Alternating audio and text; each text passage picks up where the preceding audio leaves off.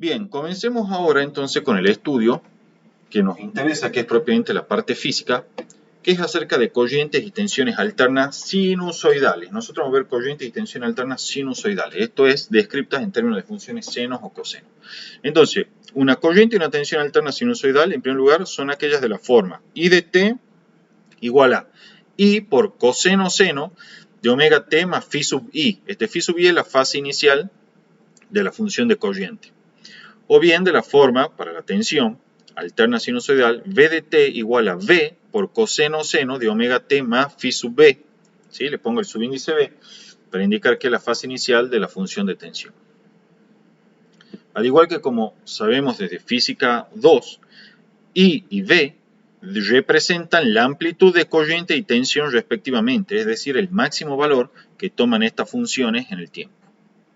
Desde luego, omega es la frecuencia angular de la corriente y de la tensión y se expresan como 2pi por f o 2pi sobre t grande. F es la frecuencia y t es el periodo de la señal sinusoidal alterna. La frecuencia angular, como siempre, en radianes sobre segundo o en 1 sobre segundo. ¿Sí? F, como ya dijimos, la frecuencia de nuestra tensión o corriente sinusoidal en Hz. En Argentina es de 50 Hz. ¿Sí? Estos son los famosos 50 Hz que aparecen en los datos de placa de muchos dispositivos electrónicos. Y el periodo, como siempre, es el recíproco de la frecuencia. Aquí no me molesté en hacer de nuevo gráficas, porque ya a esta altura del partido ya uno sabe que el periodo en una función del tiempo se identifica entre cresta y cresta o entre valle y valle. ¿Sí? Ya sé que la amplitud son los máximos valores que toman las funciones. Ya eso a esta altura está entendido. Sí es importante introducir una serie de conceptos. En primer lugar, el concepto de valor medio, que ya lo conocen desde cálculo 2. El valor medio de una tensión o corriente sinusoidal calculada en un periodo t grande de la onda es 1 sobre t por la integral entre 0 y t grande de la función por dt. ¿Sí? Valor medio de la función f de t. Y el valor eficaz de una función es la raíz cuadrada de 1 sobre t por la integral entre 0 y t de f de t al cuadrado por dt. O sea que el valor eficaz, fíjate que es, y va a ser un trabalengua esto, la raíz cuadrada del valor medio del cuadrado de la función. ¿Sí? Es la raíz cuadrada del valor medio del cuadrado de la función. De lo anterior, ¿sí? Yo eso te lo describo como ejercicio, es cálculo, esto es súper sencillo. Se puede probar lo siguiente. Si tenemos corrientes y tensiones sinusoidales, bueno, entonces el valor medio de la corriente y el valor medio de la tensión para una excitación sinusoidal es 0. ¿Sí? El valor medio de la corriente, el valor medio de la tensión alterna sinusoidal es 0. Es obvio eso, por la simetría de la función seno y coseno te das cuenta. Ahora bien, la corriente efectiva o eficaz y la tensión eficaz para una corriente alterna sinusoidal o una tensión alterna sinusoidal es I sobre raíz de 2 o V sobre raíz de 2, donde I y V son las amplitudes de corriente y tensión respectivamente. También en ingeniería eléctrica se les llama valores de pico. ¿Sí? Eso se denominan valor de pico. Como te digo, todo esto se obtiene aplicando las definiciones que nosotros acabamos de enunciar, que son estas dos, para el caso particular que la excitación sea sinusoidal. Algo importante, ¿qué representa un valor eficaz de corriente o de tensión? ¿Sí? Físicamente, Ignacio, la corriente eficaz es la corriente constante en el tiempo que al circular por un resistor disipa la misma cantidad de energía a lo largo de un periodo t grande que la corriente periódica y variable en el tiempo I de t en el mismo periodo de tiempo t grande. O sea, la corriente efectiva es obviamente un valor fijo o constante. Entonces, físicamente se la puede interpretar como una corriente constante en el tiempo con valor I efectivo, de manera tal que al cabo de un periodo t grande disipa la misma cantidad de energía que la que disiparía la corriente sinusoidal asociada a ese valor eficaz. ¿Sí? Alternativamente, la tensión eficaz también se puede interpretar como la tensión constante en el tiempo a la que hay que someter una resistencia dada, ¿sí? Un resistor dado, para que al cabo de un periodo t grande disipe la misma cantidad de energía que la que disiparía el resistor si estuviese sometido durante ese periodo t grande a la tensión alterna sinusoidal. Ahora bien, Aquí entramos con el análisis del circuito RLC serie con fuente de tensión alterna sinusoidal. Si vos te acordás, nosotros anteriormente habíamos hecho estudio del circuito RLC, pero sin fuente, ¿sí? No tenía ningún tipo de fuente. ¿Qué era lo que hacíamos? Cargábamos el condensador mediante una fuente externa, supongamos continua, hasta un cierto valor, y luego lo conectábamos en serie con una resistencia y un inductor, ¿sí? Con un resistor y un inductor en realidad. Cerrábamos el circuito y encontrábamos que bajo ciertas condiciones especiales, que es cuando el circuito está subamortiguado, se producía una oscilación que justamente era amortiguada, es decir, que se iba atenuando en el tiempo, se iba perdiendo en el tiempo. Ahora, sin embargo, adosamos al circuito una tensión sinusoidal VDT. Esto es totalmente análogo al siguiente razonamiento respecto a física 2. En física 2 veíamos el sistema armónico amortiguado, que estaba constituido por una masa, un resorte y un amortiguador dado. Lo excitábamos, ¿sí? Lo levantábamos o lo alejábamos a una cierta distancia y lo poníamos a desplazarse, a oscilar, entre comillas, pues no necesariamente tenía que oscilar. Eso solo ocurrió en el caso de que esté subamortiguado. Pero lo dejábamos en libertad y ya no hacíamos ningún trabajo sobre la masa. Bueno, acá esa situación es análoga a poner el circuito RLC serie sin la fuente. Es decir, cargamos el condensador a un cierto valor, eso sería equivalente a alejar la masa a un cierto valor de su posición de equilibrio, y cerrábamos el interruptor aquí, eso es equivalente a liberar la masa, y dejábamos que el circuito o el sistema solo, ¿sí? Ejecute un movimiento de forma libre, o sea, sin que nadie más o ningún agente externo lo esté molestando. Después nosotros en esos sistemas de física 2 veíamos que podíamos adicionar una interacción que era una fuerza exterior sinusoidal, ¿sí? Y cuando esa fuerza estaba actuando, la oscilación era forzada. Decíamos que era una oscilación forzada. Bueno, esa situación es análoga a esta. El circuito RLC serie que inicialmente estaba solito, libre, ahora le adosamos una excitación externa sinusoidal VDT, ¿sí? Y entonces producimos una oscilación forzada. Bueno, después voy a hacer yo un video donde vamos a ver con detalle cómo es la respuesta natural y forzada de este circuito, ¿sí? En base a las ecuaciones diferenciales que obtenemos del mismo, porque al igual que lo que ocurría con el amortiguador en física 2, que tenía una respuesta natural y una respuesta forzada, ¿sí? La respuesta natural tenía una característica que se extinguía en el tiempo, ¿sí? Se extinguía en el tiempo, de ahí que también la respuesta natural se llama respuesta transitoria. Mientras que la solución particular o forzada perduraba en el tiempo y era la que se imponía y era la asociada al régimen permanente. Bueno, acá es lo mismo. La ecuación diferencial esta tiene dos componentes. Una es la respuesta natural, que es la ecuación homogénea, y otra es la particular, que es la forzada, ¿sí? La homogénea era del circuito RLC sin fuente. Y sabemos que en cualquier caso, independientemente de si el circuito está sobreamortiguado, críticamente amortiguado o subamortiguado, esas respuestas se extinguían en el tiempo, porque estaban caracterizadas por exponenciales decrecientes. De allí que aquí también se llamen la respuesta transitoria, porque es la que se va a extinguir transcurrido cierto tiempo. Mientras que la solución particular, que es la solución particular de la inhomogénea, ¿sí? Asociada debido a la presencia de este VDT, es la respuesta al régimen permanente, es decir, una vez que se extingue la respuesta natural. Ya lo vamos a ver con más detalle después, ahora simplemente lo comento. Entonces, en nuestro circuito, este símbolo, sí, pregúntame, ¿querés preguntar algo, Ignacio? Sí, o sea, ahí en el circuito de RLC, será como que si la corriente cuando pasa por la fuente como que recibe un empujón y como Sí, que exacto, es exacto, porque ahora está la tensión alterna versus VDT que está interactuando, sí, y exacto, es como, sí, digamos, altera o más o sea, menos el comportamiento de la corriente. vulgarmente será como que le da un empujón y sigue Exacto, circulando la corriente. Ah, exactamente, y bien, esa es la respuesta forzada, exactamente, así es, Ignacio. bien, ¿Sí? Sí, es que está bien porque el empujón y la analogía con la fuerza sinusoidal en el claro, sistema masa-resorte. Sí, está bien, digamos, es análogo. ¿Sí? De hecho, bien, tampoco es tan errado, porque vos acordate que esta fuente, como todo dispositivo de FEM, son capaces de efectuar trabajo. O sea, que sí le dan un cierto empujón, ¿me entendés? A nivel qué microscópico, bueno, desde luego.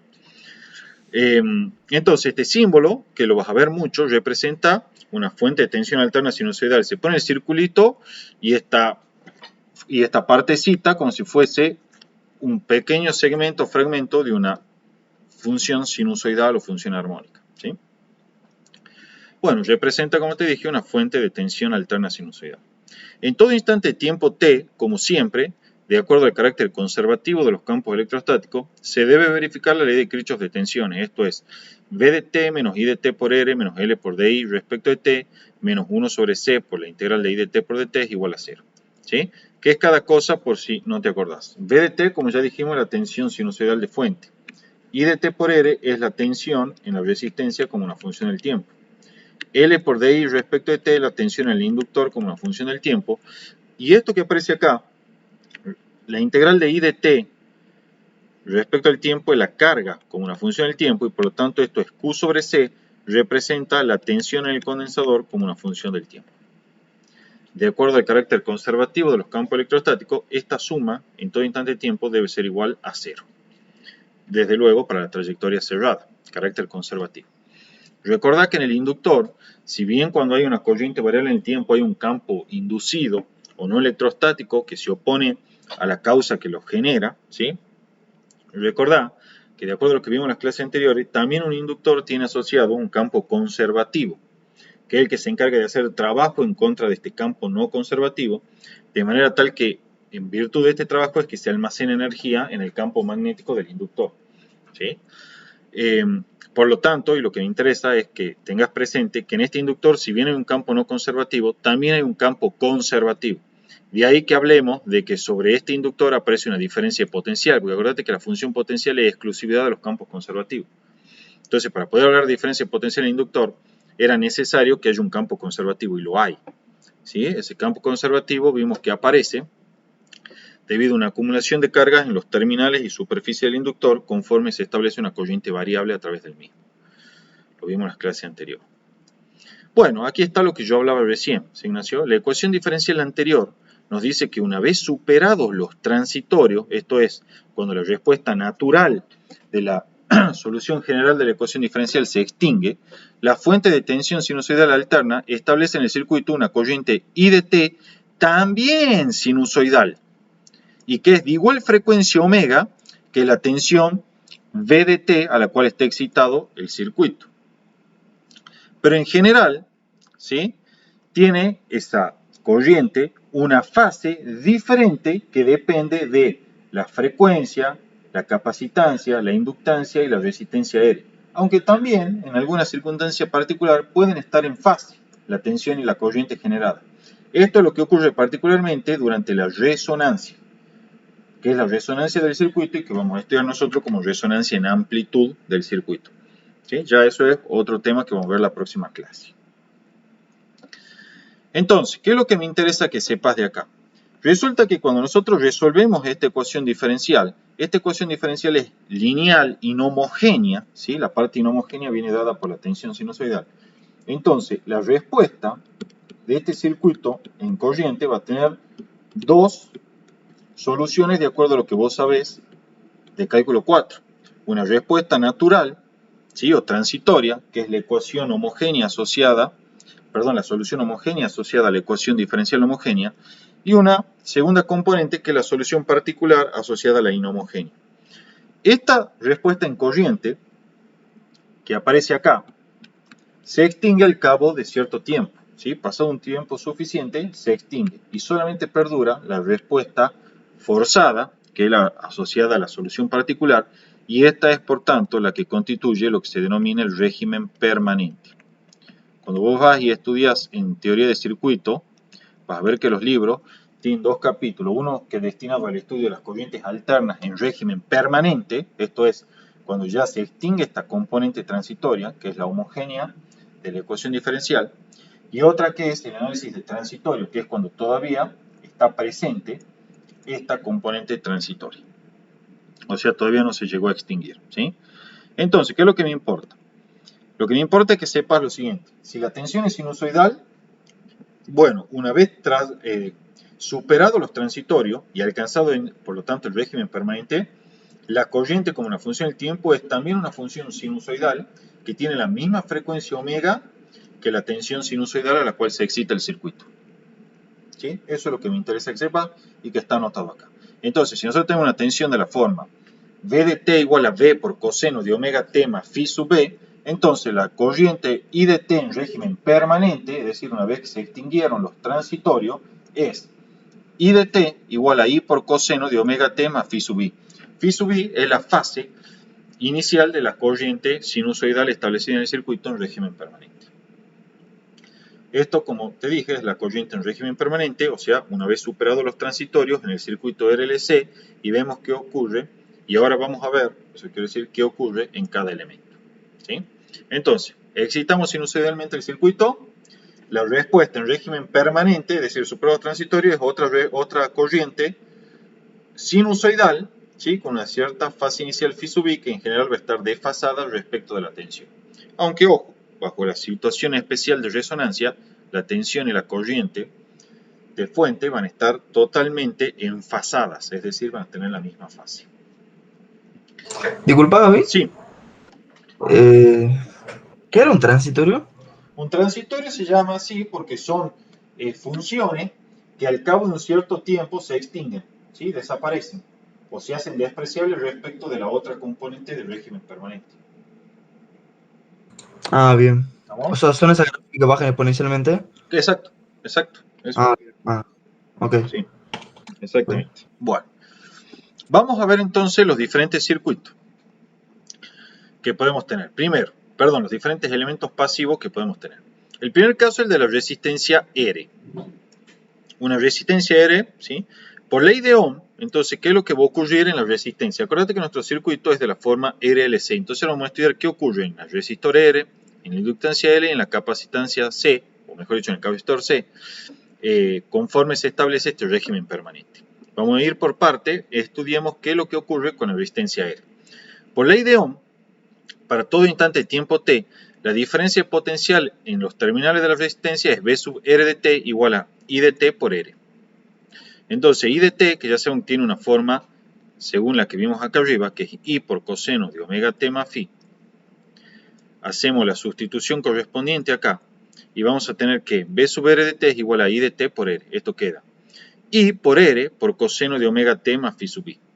O sea que esta expresión que estoy marcando acá es la expresión que me da la tensión o diferencia potencial en la resistencia como una función del tiempo en el régimen permanente. Este factor I por R es lo que identificamos como la amplitud de tensión en la resistencia. Es V sub R igual a I por R. ¿Sí? Similar a la ley de Ohm. ¿Sí? Entonces el factor I por R es la amplitud de tensión en la resistencia, es decir, el máximo valor de tensión que va a tomar la resistencia. Algo importante consiste en darse cuenta de lo siguiente. Fíjate, la fase de la función de tensión en la resistencia es omega t más phi sub i. Y esa es la fase de ¿quién también? De la corriente. Entonces concluimos que en la resistencia la tensión y la corriente están en fase. Están en fase, ¿sí? Se concluye que está, fíjate, que I de t y V sub R de t están en fase, porque tienen la misma fase. Y por lo tanto los fasores I y V, o sea, el fasor lo vamos a denotar con una letra mayúscula y una barrita arriba. El fasor I y el fasor tensión V sub R asociada a las funciones sinusoidales I de t y V sub R de t también están en fase, ¿sí? Y giran juntos en el tiempo. ¿Por qué? Acordate que si nosotros tenemos una función V sub R de t, que es de la forma I por R por coseno de omega t más phi sub i, y tenemos una función I de t, que es de la forma I por coseno de omega t más phi sub i, el fasor asociado a la función V sub R de t sinusoidal es un vector giratorio, ¿sí? Es un vector giratorio que en cualquier instante de tiempo t forma un ángulo, vamos a dibujarlo así, omega t más phi con el semieje positivo horizontal, o sea, esto así.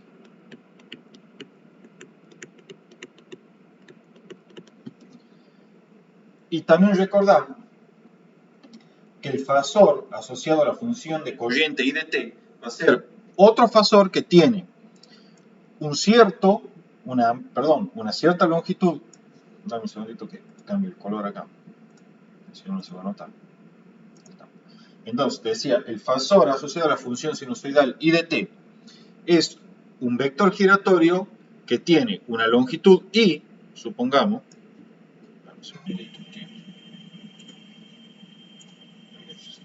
una longitud I, que la estoy dibujando ahí, ¿sí?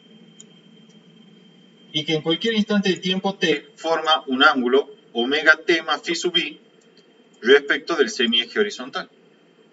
En otras palabras, el fasor en naranja, ¿sí? El fasor en naranja aquí indicado, este fasor, es el fasor V sub R asociado a la función de tensión sinusoidal. Y este fasor en verde acá es el fasor I asociado a la función sinusoidal I de t, que está aquí dibujada a la izquierda, indicada a la izquierda.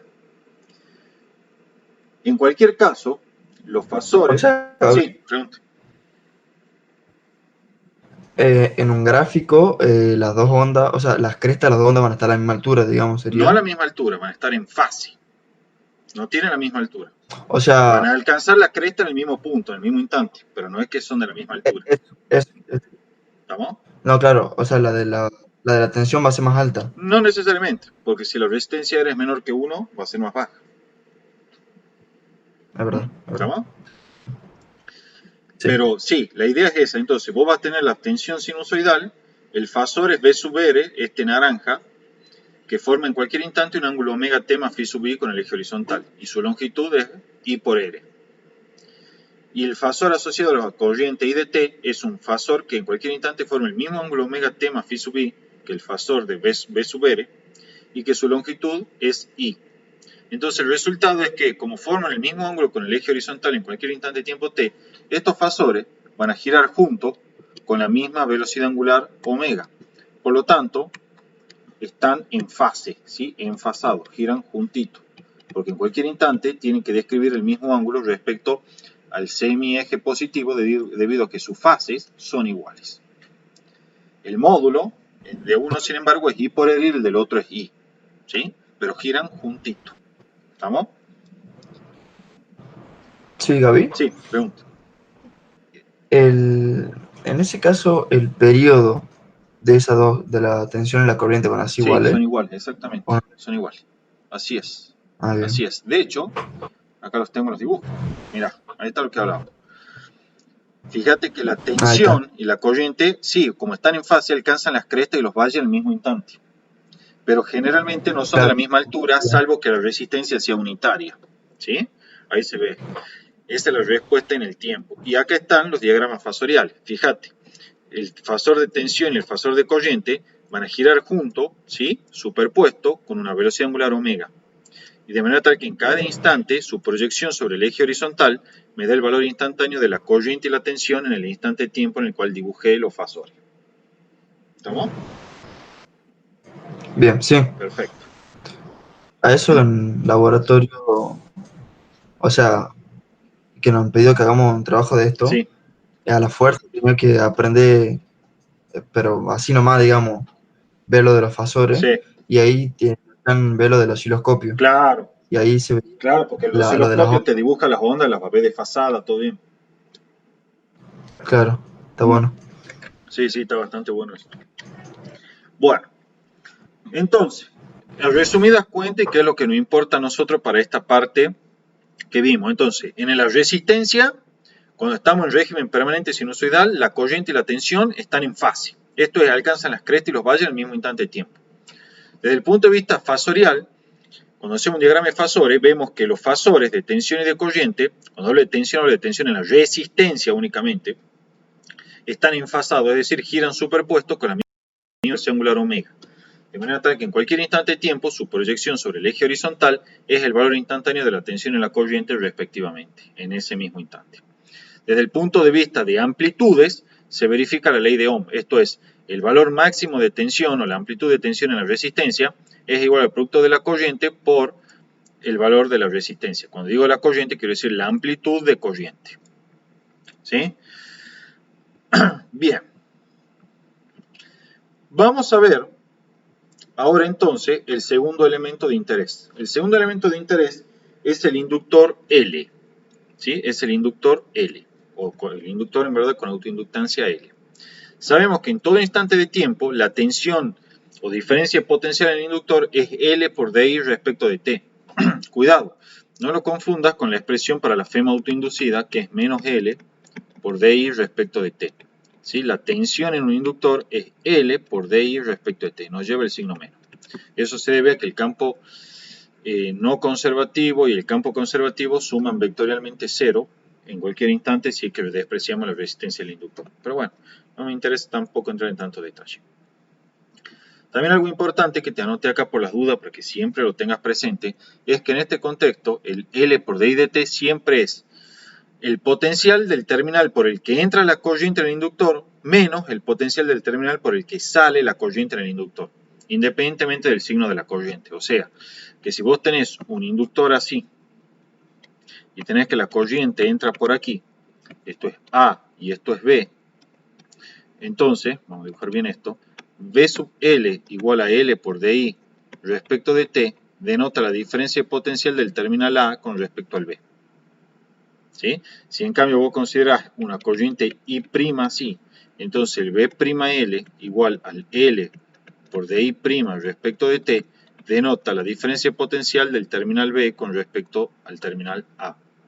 O sea, siempre la cantidad L por DI respecto de T es la diferencia potencial del terminal por el cual entra la corriente con respecto al terminal por el cual sale la corriente. ¿Sí? Con eso en mente no te vas a confundir nunca, ¿vale? Siempre esa regla. No importa el signo de la corriente. Entonces, bueno, acá está anotado, como te decía, es simplemente a modo de recordatorio, lo vimos en las clases anteriores. El V sub L, entonces, L por la derivada de la corriente respecto al tiempo. Sabemos que en régimen permanente la corriente tiene esta forma sinusoidal. Aplicamos la derivada, me queda V sub L igual a, por regla de la cadena, menos L por I por omega por seno de omega T más phi sub I. Reordenando esto un poco, ¿sí? Usando identidades trigonométricas, al menos seno de omega T más phi sub I lo podemos escribir como coseno de omega T más phi sub I más pi sobre 2. ¿Sí? Identidades trigonométricas. O si no jugaba vos con el círculo trigonométrico, la deducí. ¿Qué es lo importante de esta ecuación? Identificamos la amplitud de tensión en el inductor, que la denotamos V sub L, como I por omega y por L. ¿Sí? Entonces, la amplitud de tensión en el inductor es I por omega por L. Y definimos a XL igual a omega por L como la reactancia inductiva, que es la reactancia del inductor. Se mide en ohm al igual que la resistencia. ¿Sí? Entonces, omega por L es una cantidad que a partir de ahora vamos a llamar reactancia inductiva del inductor. Desde luego, tal reactancia depende de la frecuencia angular. Fíjate que mientras mayor sea la frecuencia angular de la fuente, mayor es la reactancia inductiva. ¿Sí? También es ¿David? importante, sí, pregúntame, Ignacio. O sea, en este caso de la reactancia inductiva, ¿qué sería la frecuencia de la fuente? O sea, La frecuencia omega con la que se excita, con la que funciona la fuente. ¿Sí? ah, Nada más que eso. Vos sabés que la fuente va a tener una, como es una excitación sinusoidal, va a ser de la forma B, ponerle por coseno de omega t más y poner, no sé, un cierto ángulo de fase phi sub b. ¿Sí? Entonces esta omega es la frecuencia de la fuente y que es también la frecuencia de la corriente. Acuérdate que tienen la misma frecuencia las dos. y generalmente me la van a dar de dato. Depende. Podrás tener una infinidad de problemas. Capaz que te dan la reactancia inductiva y el inductor y te piden que calcule la frecuencia. No, eso depende, digamos. Dependiendo del problema. Ah, bien. ¿Sí? Dependiendo Ok. de los datos. Entonces, volviendo acá, tenemos que la amplitud de tensión en el inductor es I por omega L, donde omega L es lo que llamamos reactancia inductiva. ¿Sí? Depende de la frecuencia, vamos acá, depende de la frecuencia angular de la fuente o de la corriente, sinusoidal es lo mismo, porque la frecuencia de la fuente, de la tensión de fuente y de la corriente es la misma. Otro aspecto muy importante es el siguiente. Si vos comparás, vamos a cambiar el color para que sea más notorio, si vos comparás la fase de la corriente es omega t más phi sub i, mientras que la fase de la tensión en el inductor es omega t más phi sub i más pi sobre 2. En otras palabras, la tensión en el inductor tiene una fase que adelanta en pi sobre 2, ¿sí? En este término, a la fase de la corriente. Por lo tanto, concluimos. En primer lugar, para ir terminando las aclaraciones respecto de la amplitud, es que la tensión en el inductor es I por XL, donde XL ya hemos dicho que es la reactancia inductiva, lo que es lo mismo I por omega L. La reactancia inductiva, insisto, depende de la frecuencia angular de la fuente o de la corriente. Y acá está lo que estaba hablando recién. Por otro lado, la tensión instantánea V sub L de t adelanta a la corriente I de t en una cantidad pi sobre 2, que es un cuarto de ciclo. Esto se observa al comparar las fases de I de t y de VL de t. Fíjate, esta es la fase de I de t y esta es la fase de V sub L de t. La diferencia es este término pi sobre 2. Entonces, es claro que la fase de V sub L adelanta en pi sobre 2 a la de la corriente. Y por lo tanto, el fasor asociado a V sub L de t está pi sobre 2 radianes adelantado al fasor de I de t en todo instante. Ver figuras, dice ahí. ¿Sí? Aquí están, mira. Acá se observa, ¿sí?, el desfasaje de 90 grados que existe entre una y otra. Fíjate, 90 y este no tiene el 90. Ahí. Entonces la tensión la adelanta la corriente. ¿Por qué la adelanta? Porque la cresta de la tensión, que esta que estoy marcando acá, se alcanza unos instantes antes que la cresta de la corriente que estoy marcando ahí. ¿Sí? En este tiempo ocurre la cresta de la tensión y un intervalo de tiempo posterior, que es este que estoy marcando acá, ocurre la cresta de la corriente. Por eso es que se dice que la tensión la adelanta a la corriente, porque alcanza la cresta un instante o un intervalo de tiempo antes, ¿sí?, que la corriente. El desfasaje, como te digo, es de 90 grados. Como ya sabes, ¿sí?, las funciones sinusoidales de tensión y corriente van a tener asociada esta de acá, por ejemplo, un fasor de corriente que en todo instante va a formar un ángulo que es omega t más phi sub i con respecto al eje horizontal. Mientras que este de acá va a tener asociado un fasor de tensión, ¿sí?, que en todo instante va a formar un ángulo que es de omega t más phi sub i más pi sobre 2 con respecto al semieje horizontal positivo. Entonces, ya sé que el fasor de tensión va a tener un ángulo pi sobre 2 más grande que el de corriente en cualquier instante de tiempo cuando se lo mide respecto del eje horizontal positivo. Y aquí está. Fíjate, este que está aquí en morado es el fasor de corriente en algún instante de tiempo t. Forma este ángulo omega t. Pero el fasor de tensión V sub L forma un ángulo omega t más 90 grados. ¿Sí? Los 90 grados son estos aquí marcados. Y entonces se observa, ¿sí?, que los fasores giran con la misma frecuencia angular omega juntos, ¿sí?, pero ojo, con un desfasaje que se mantiene el tiempo de 90 grados. ¿Sí? El fasor de tensión está 90 grados adelantado al de corriente. ¿Estamos, Ignacio? Sí, obvio. Bien. Por si queda alguna duda, esto que está acá son los 90 grados pi sobre 2 adicionales que tiene el fasor de tensión respecto del de corriente, ¿sí? Y por lo tanto, todo esto que está acá, ¿sí?, o sea, esta cantidad así, aunque con el cursor, esta cantidad así, es omega t más pi sobre 2, que es el ángulo que tiene que formar el fasor de tensión con el semieje horizontal positivo en cualquier instante, de acuerdo a la definición de fasores, ¿sí? Bien, ya tenemos entonces descrito qué es lo que ocurre con el inductor. Para terminar el estudio del mismo, veamos esto. La reactancia inductiva XL es una medida de la FEM autoinducida en el inductor y de la oposición que ésta presenta al cambio de la corriente. Algo obvio, porque mientras mayor sea la frecuencia de la corriente, mayor es la rapidez con la que cambia la corriente y mayor es la FEM autoinducida en el inductor. ¿Sí? Entonces, mientras más alta la frecuencia, más alta la reactancia inductiva, y más alta es la FEM autoinducida. Y desde luego, como la FEM autoinducida se opone a los cambios de corriente, la reactancia inductiva representa por lo tanto también una medida de la oposición que se presenta al cambio de la corriente. Bueno, acá dice a continuación se muestra un gráfico BL de T y de T, y bueno, y dice notación, V sub L y fasor I denotan los fasores asociados a V sub L de T e I de T respectivamente. Vale, ya lo que vimos con anterioridad. Veamos ahora qué ocurre en el otro elemento pasivo de nuestro circuito, que es el capacitor C, o con capacitancia C. Sabemos que en todo instante de tiempo, la diferencia potencial entre las placas del condensador es la carga a la cual se encuentra el condensador dividida en la capacitancia del condensador. Además, como la corriente I de T es la derivada de Q respecto al tiempo, puedo integrar la corriente para obtener la carga como una función del tiempo en las placas del condensador. Entonces tenemos que Q de t es la integral de I de t por dt. Y esto es, integrando la función de corriente, ¿sí? Me queda I sobre omega por seno de omega t más phi. Acordate que la función de corriente era de la forma I por coseno de omega t más el phi sub i, ¿sí? Entonces la integral de coseno es seno. Bueno, resolvés la integral, podés hacer sustitución, ¿sí? Llamas a todo esto u, qué sé yo, y obtenés la integral que es I sobre omega por seno de omega t más phi sub i.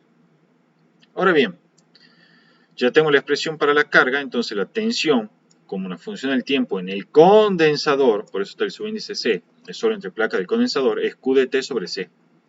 Q ya tenemos la expresión, entonces me queda I sobre omega por C por seno de omega t más phi sub i. Entonces, la tensión, ¿sí? Cuando hago uso de las funciones trigonométricas para llevar el seno expresado en términos de coseno, simplemente le resto pi sobre 2 al coseno y ya tengo la función equivalente al seno. Identidades trigonométricas. Vos sabés que la función seno y coseno están desfasadas pi sobre 2. Más precisamente el coseno adelanta el seno en pi sobre 2. Por lo tanto, para poder escribir la función seno en términos de la coseno, tengo que a la función coseno restarle pi sobre 2 para compensar ese desfasaje. Acá está la identidad trigonométrica por si tenés alguna duda, ¿sí? Entonces, la ecuación de tensión para el condensador me queda I sobre omega C igual a B sub C, ¿sí? Todo esto que está aquí es la amplitud de tensión en el condensador, o sea, el máximo valor de tensión que va a adquirir el condensador, por el coseno de omega t más phi sub i menos pi sobre 2. B sub C, como te dije, es la amplitud de tensión en el condensador y es, por tanto, la máxima tensión que puede adoptar el condensador en algún instante de tiempo dado. Entonces, vemos que la tensión en el capacitor está trazada pi sobre 2, ¿sí? O sea, un cuarto de ciclo respecto de la corriente I de t. ¿Por qué? Porque la corriente I de t, la vamos a escribir acá, la corriente I de t era de la forma I por coseno de omega t más phi sub i, mientras que este es omega t más phi sub i menos pi sobre 2. O sea que cuando haga los diagramas fasoriales, el fasor de tensión forma un ángulo que es pi sobre 2 radianes más pequeño que el ángulo formado por la corriente, todo medido respecto al semieje horizontal. Gráficamente aquí está. Si este es el ángulo que forma el fasor corriente en un instante de tiempo t, es omega t, bueno, el otro tiene que ser un ángulo pi sobre 2 radianes más pequeño, o sea, a este ángulo de acá le debo restar los 90 grados. Al restarle los 90 grados, obtengo aquí el fasor de tensión B sub C, ¿sí? Que está trazado 90 grados respecto del fasor de corriente. Desde luego, en cualquier caso, los dos giran juntos con la misma velocidad angular omega, por lo tanto, ese desfasaje de 90 grados que existe entre el fasor de corriente y de tensión se mantiene en el tiempo. Desde el punto de vista gráfico,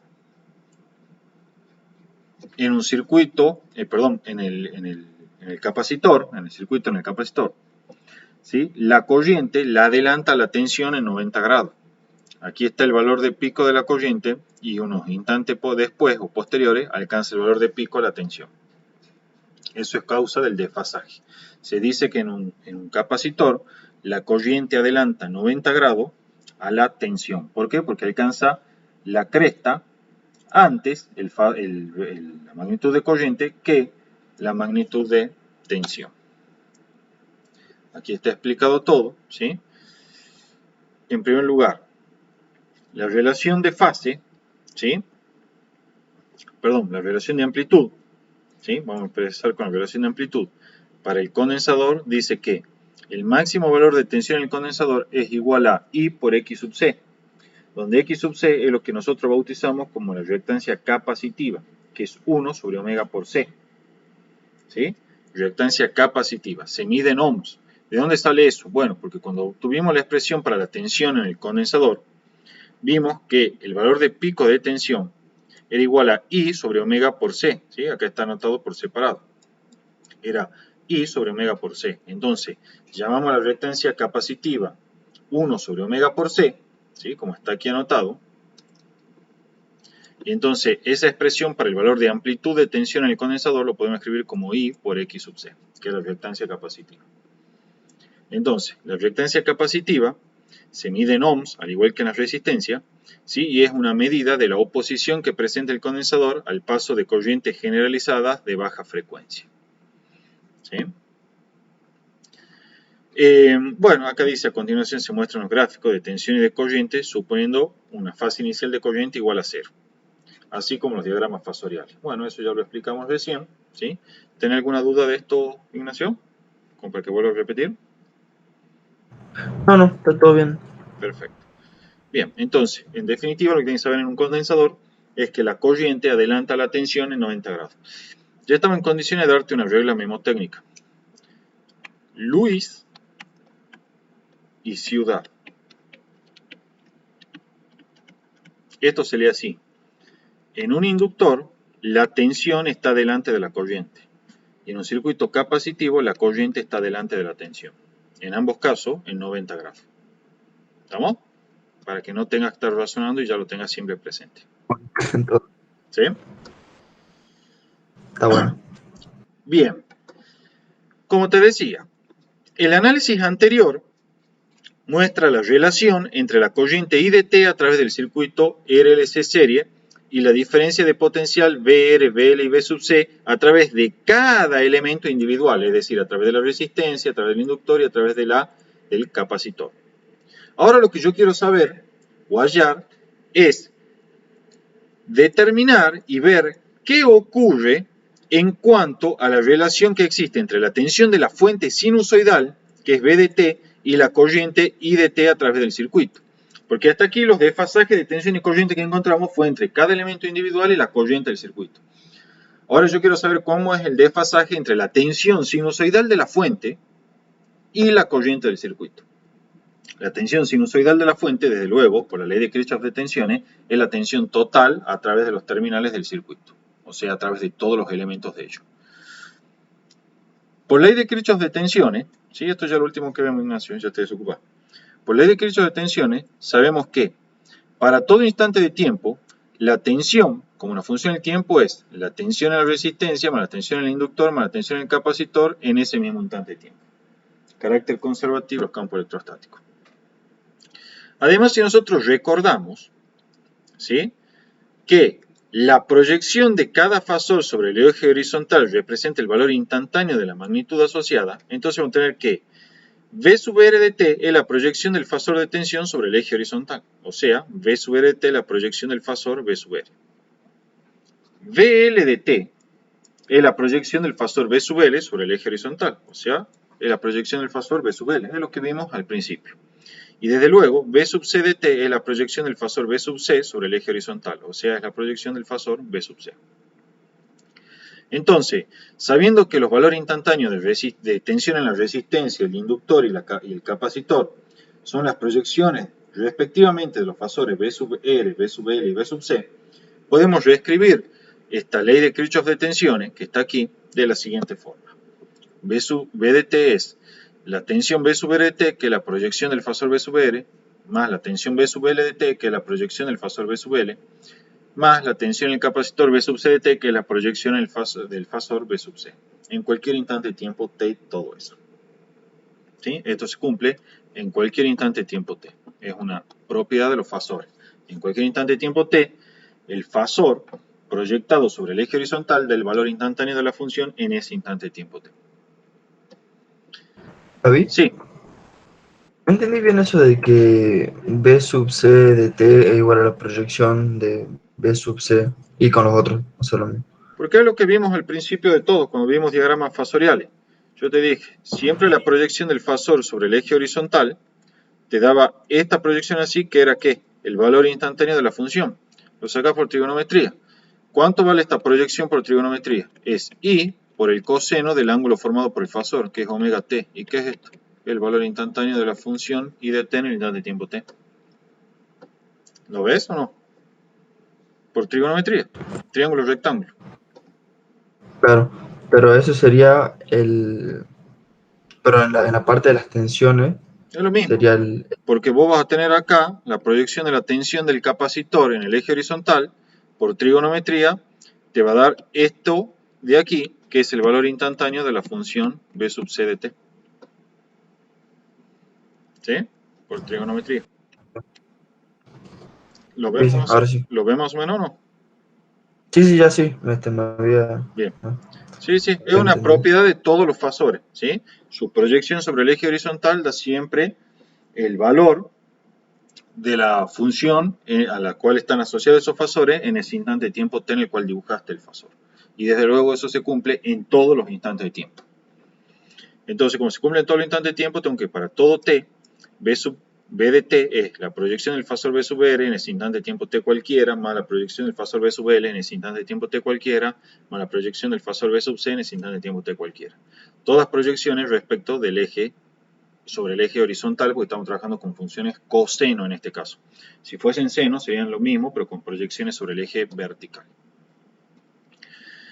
Bueno, y de la definición de suma vectorial sabemos que los fasores, como son vectores giratorios, van a verificar que la proyección del fasor b sub r, que es la componente horizontal de ese fasor, más la proyección del fasor b sub l, que es la componente horizontal de ese fasor, más la proyección del fasor b sub c, que es la componente horizontal de ese fasor, me da como resultado la componente horizontal del fasor suma b sub r más b sub c más b sub l.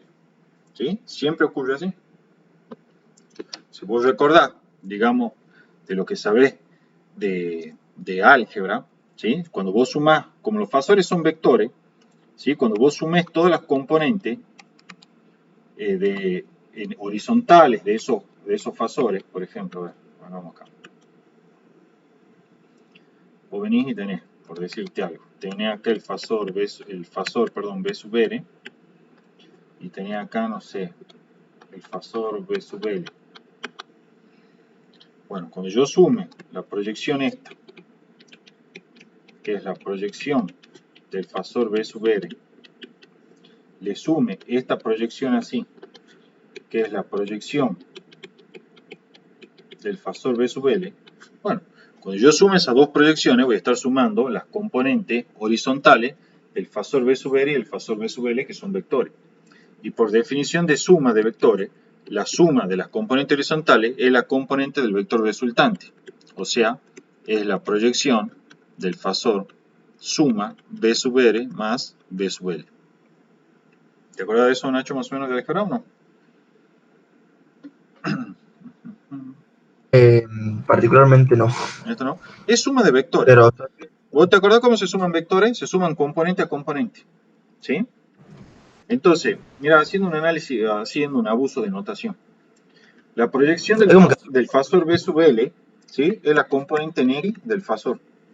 Y la proyección del fasor b sub r es la componente en x, ¿sí? Del fasor r. Entonces sumo la componente en x con la componente en x, ¿qué obtengo? Obtengo la componente en x del vector resultante, que es la suma de los dos vectores. ¿Sí? Que es esto de acá. B sub r más B sub l. ¿Estamos o no? o sea, Gaby, Sí. si ahí sumamos los dos fasores, por ejemplo, por el método paralelogramo, y a ese vector resultante le sacamos la proyección horizontal, nos va a dar ese mismo valor. Exacto. Ajá, de bueno, Eso es lo que yo quiero bien. mostrar ahora. Así es, Ah, Nacho, exactamente. Entonces, fíjate, aquí está de hecho. La suma de las proyecciones de los fasores es la proyección del fasor suma b sub r más b sub c más b sub l. O sea, este b sub r más b sub c, acá es más b sub l, ¿sí? Puesto dos veces c, es igual a la suma vectorial de los fasores.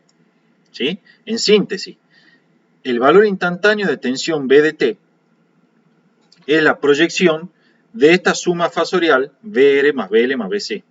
Y esta suma fasorial es lo que vamos a llamar simplemente el fasor V. ¿Sí? De manera que si encuentro el fasor B, que es el BR más BL más BC, resultante, y encuentro su proyección, como bien decís vos, entonces ya habré encontrado la función B de t. Y es lo que yo voy a hacer. En primer lugar, lo que hago es graficar todos los fasores. El fasor de corriente, el de tensión, el de tensión en resistencia, el de tensión en inductor y el de tensión en la capacitancia. ¿Sí? Entonces, aquí están dibujados. El fasor de tensión está en fase con el fasor de corriente, como tiene que ser para la resistencia. ¿Sí? el fasor de tensión en el inductor está a 90 grados adelantado al fasor de corriente como tiene que ser en el inductor. Y el fasor de tensión en el condensador está atrasado 90 grados respecto al de corriente como tiene que ser en el capacitor. Están todos ahí dibujados. O sea que el fasor de tensión en el inductor y el de capacitor tienen la misma dirección pero sentido opuesto. Como bien has dicho vos, Nacho, si yo sumo vectorialmente estos fasores y hago la proyección de la suma vectorial, habré obtenido el valor instantáneo de tensión de fuente. Entonces, efectuamos la suma de la que hablamos, que es VR más BL más BC para obtener el fasor V. ¿Sí? Para ello, sumo primero BL más B sub C. Entonces hacemos BL, que es este fasor de acá, que tiene este sentido, le sumo el B sub C que tiene este sentido acá. Como los vectores son colineales pero opuestos, el fasor resultante tiene un módulo que es directamente la resta de los módulos de estos fasores. Entonces, ese fasor viene acá dado por este segmento en verde que está aquí indicado. Ese es el fasor que se obtiene de restar el B sub L con el B sub C. Fíjate, el B sub L es este que está en naranja aquí, que lo estoy marcando, y fíjate, vengo y le resto el B sub C gráficamente. Entonces el resultante es el B sub L más B sub C, que tiene un módulo igual a la diferencia de los módulos de BL con B sub C. Entonces ya tenemos el fasor suma de BL más B sub C. Método gráfico de vectores. Ahora a ese vector le sumamos el B sub R. Al sumarlo le aplicamos el método del paralelogramo, como bien decías vos, Ignacio. Y obtenemos el fasor finalmente resultante, que es este de acá, que es el fasor B, que es la suma de BR más BL más B sub C. ¿Sí? O sea, primero sumamos el BL con el BC. Son opuestos, entonces son vectores colineales, por lo tanto se obtiene muy fácil el módulo, que es simplemente la diferencia entre los módulos. El vector resultante BL más B sub C se obtiene poniendo un vector a continuación de otro y viendo que este que está aquí indicado, que estoy marcando con el cursor, es el vector resultante BL más B sub C. Ahora, como este es BL más B sub C, si yo a eso le sumo BR, ya obtengo la suma BL más B sub C más BR, que es el fasor B total. Bueno, aplicamos un método de paralelogramo y obtenemos el fasor B total, aquí indicado en color verde. Se observa además que ese fasor B en general va a tener un desfasaje que viene dado por este ángulo φ, ¿sí? Ese desfasaje es el que existe entre el fasor de corriente y el fasor de tensión V total, que es la tensión de fuente, ¿sí? El fasor asociado a la tensión de fuente. Entonces, φ es el desfasaje total que existe entre la tensión de fuente y la corriente en el circuito RLC serie. Por simple trigonometría podemos determinar muy fácilmente todas las relaciones. Por ejemplo, mira, por trigonometría vamos a ver lo primero, ¿sí? Vamos a calcular el módulo del fasor B. El módulo del fasor B, y que es la amplitud de la tensión de fuente, ¿sí? El módulo del fasor B es la amplitud de la tensión de la fuente, es por Pitágoras, ¿sí? La raíz cuadrada de B sub R cuadrado más B sub L más B sub C al cuadrado, ¿sí? Que está aquí anotado. Es el módulo de B, que es igual a la amplitud de la tensión de fuente, ¿sí? Está todo anotado. Es igual a la raíz cuadrada de B sub R al cuadrado más B sub L menos B sub C, todo esto al cuadrado. Raíz cuadrada, Pitágoras. Además yo sé que B sub R es igual a I por R, era la amplitud de tensión a la resistencia. B sub L es igual a I por XL o I por omega por L, que era la amplitud de tensión en el inductor L. Y B sub C es I por XC, que es igual a I por 1 sobre omega C, que es la amplitud de tensión en el capacitor C. Entonces, reemplazando en la ecuación de Pitágoras anterior, tenemos raíz cuadrada de I por R cuadrado más I por XL menos I por XC, todo eso al cuadrado. Saco factor común I, ¿sí? Le aplicamos raíz cuadrada y queda I por la raíz cuadrada de R cuadrado más XL menos XC al cuadrado. Esto que estoy recuadrando aquí es lo que se denomina o se define como la impedancia del circuito RLC serie. Es la raíz cuadrada de R cuadrado más XL menos XC al cuadrado. O en forma explícita, en términos de la frecuencia, es R al cuadrado más omega L menos 1 sobre omega C, todo esto al cuadrado. ¿Sí? Esto es lo que se denomina impedancia y se mide en ohm. Es la impedancia del circuito RLC serie. De manera tal que la tensión, de acuerdo a esta ecuación que tenemos acá, ¿sí? Como este recuadro es Z, ¿sí? Y acá teníamos la corriente I, la tensión B o mejor dicho, la amplitud de tensión B de fuente es igual a I por la impedancia Z del circuito. ¿Qué es cada cosa? B es la amplitud de tensión de fuente, I es la amplitud de la corriente en el circuito y Z es la impedancia del circuito RLC serie que se calcula como la raíz cuadrada de R cuadrado más omega L menos 1 sobre omega C al cuadrado. Para finalizar, queremos calcular cuánto es el desfasaje phi que existe, ¿sí? Entre la tensión de fuente y la corriente en el circuito, ¿sí? Que era el desfasaje phi que se manifestaba en nuestro diagrama fasorial de esta forma, ¿sí? Este es el desfasaje phi.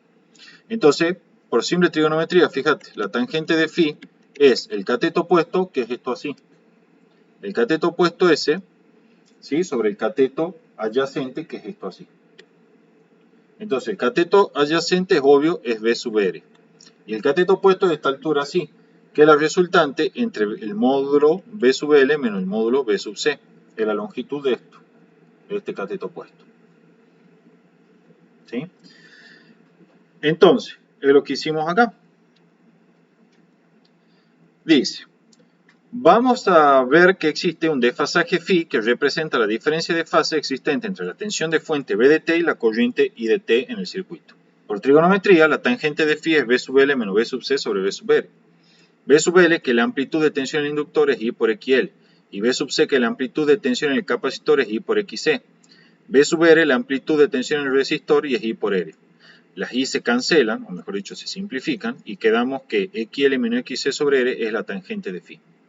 Entonces, haciendo la sustitución por la reactancia inductiva, que es omega L, y por la capacitiva, que es 1 sobre omega C, y aplicando el arco tangente, vemos que phi, que es el desfasaje que existe entre la tensión de fuente y la corriente en el circuito, es el arco tangente de omega L menos 1 sobre omega C por R.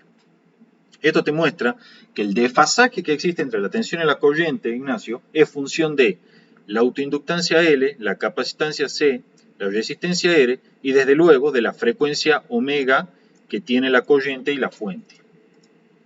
¿Sí? Fíjate, esto es, como te dije, el desfasaje entre la tensión y la corriente. Si XL, que es omega por L, es mayor que XC, que es 1 sobre omega por C, entonces, ¿qué va a pasar? Este numerador de acá se te hace positivo, todo el argumento es positivo, y entonces el ángulo de fase phi queda entre 0 y pi sobre 2. El desfasaje entre tensión y corriente. Y se dice que el circuito tiene un comportamiento óhmico inductivo, porque la tensión la adelanta a la corriente un cierto ángulo. Si en cambio tenemos que el XL es menor que el XC, ¿sí? Entonces este numerador se te va a hacer negativo y el argumento del arco tangente se te hace negativo. Entonces en ese contexto el phi toma un valor que va entre menos pi sobre 2 y 0. Eso quiere decir que el circuito tiene comportamiento óhmico capacitivo y decimos que la corriente adelanta a la tensión. En el caso particular que el XL es igual a XC, entonces el numerador se te anula, ¿sí? Y el desfasaje que existe es 0. Esto es lo que ocurre en la resonancia del circuito. Y V de T, que es la tensión de la fuente, e I de T, que es la corriente en el circuito, están en fase. ¿Sí? O sea que alcanzan las crestas y los valles en el mismo instante de tiempo. O equivalentemente, los fasores giran superpuestos o en forma coincidente uno con otro. La síntesis de lo que vimos, Ignacio. Si sobre el circuito circula una corriente I de T igual a I por coseno de omega T más phi sub I, correspondiente al régimen permanente, entonces la tensión de fuente V de T es de la forma V de T igual a V por coseno de omega T más phi sub I más phi, donde phi sub I más phi es justamente la fase inicial de la tensión de fuente. Phi es el desfasaje que existe entre la tensión y la corriente, ¿sí? En el circuito RLC. Cuando hablo de tensión, hablo de la tensión de fuente.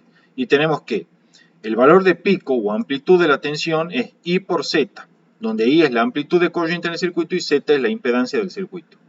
La impedancia es la raíz cuadrada de R cuadrado más omega L menos 1 sobre omega C al cuadrado. Y el desfasaje phi que existe entre la tensión de fuente y la corriente es el arco tangente de omega L menos 1 sobre omega C sobre R. Aquí está el diagrama fasorial con el desfasaje phi que existe entre la tensión de fuente y la corriente en el circuito. Cuando el phi es positivo, ¿sí? El comportamiento es óhmico inductivo y la tensión de fuente adelanta a la corriente del circuito. Eso es cuando el phi es positivo. Si el phi es negativo, que es lo que ocurre cuando la reactancia capacitiva se impone a la inductiva, entonces el phi es negativo y el fasor de tensión estará aquí. Entonces vemos acá que en este caso la corriente adelanta la tensión y por lo tanto el circuito tiene comportamiento óhmico capacitivo. En cualquier caso, la diferencia de fase phi que existe entre la tensión de fuente y la corriente del circuito es igual a la fase inicial de la tensión de fuente menos la fase inicial de la corriente por el circuito. ¿Sí? Es el desfasaje que existe entre la tensión y corriente.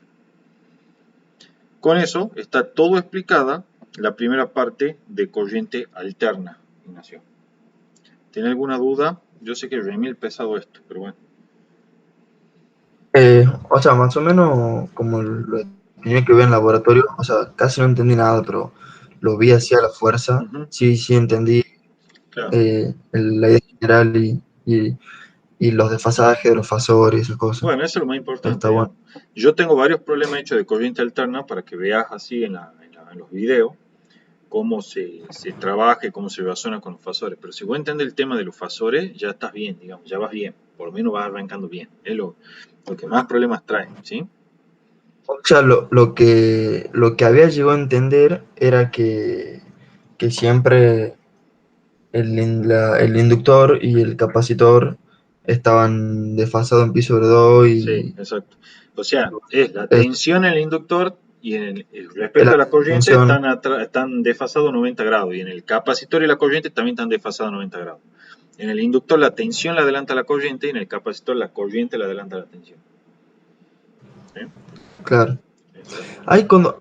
En lo último que dijiste que a veces la corriente le adelanta la tensión o a veces la Sí. tensión le adelanta la corriente, ¿eso tiene Pero, algún, sí. algún paralelo con el sistema de masa-resorte? Tiene- Sí, pero en el sistema masa-resorte, que cuando usted es mayor, sí, pero en el sistema masa-resorte no es tan evidente, digamos, no tiene tanta importancia como acá. Y tampoco es algo que se ve tan fácil.